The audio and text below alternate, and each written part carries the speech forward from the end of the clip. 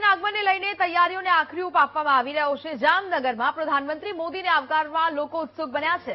જામનગરમાં પીએમ મોદીની મુલાકાતને લઈને દિવાળી જેવો માહોલ, રોશનીથી અવનવા શણગારથી જામનગર ઝળહળી ઉઠ્યું છે। સાંજે લાલ બંગલા સર્કલ પાસે ભવ્ય જન અભિવાદન કાર્યક્રમ પણ યોજાશે, જેનું આયોજન છે તે કરવામાં આવી રહ્યું છે। તમામ તૈયારીઓને આખરી ઓપ આપવાની તૈયારીઓ છે તે ચાલી રહી છે। દિવાળી જેવો માહોલ સર્જાયો છે, લોકોમાં પણ ઉત્સુકતા જોવા મળી રહી છે।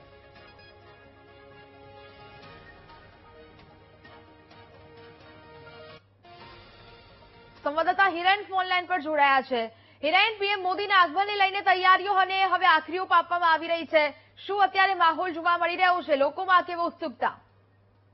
અને આ ચોક્કસ જણાવી દઉં કે જામનગર આજરોજ જે વડાપ્રધાનનું આગમન થનાર છે તેને લઈને તંત્ર દ્વારા છેલ્લા 4 દિવસથી સતત તૈયારીઓ કરવામાં આવી રહી છે, જેને લઈને જે સરકારી વસાહતો છે તેને રોશનીથી શણગારવામાં આવ્યું છે। તો બીજી તરફ જે આગમનને લઈને અનેક રસ્તાઓ બંધ કરવામાં આવ્યા છે।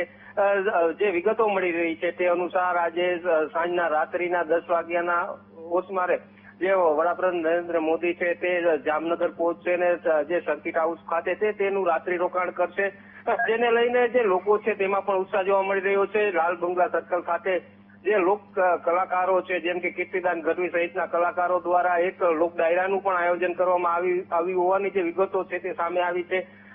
તેમજ હાલ જે વડાપ્રધાન નરેન્દ્ર મોદી જે જામનગર ખાતે રાત્રિ રોકાણ કરવાના છે, જેમાં મહત્વની મિટિંગો પણ આ જગ્યાએ થવાની હોવાની વિગતો છે તે સામે આવી રહી છે। જી નેહા। બિલકુલ હિરેન, જાણકારી બદલ આપનો આભાર।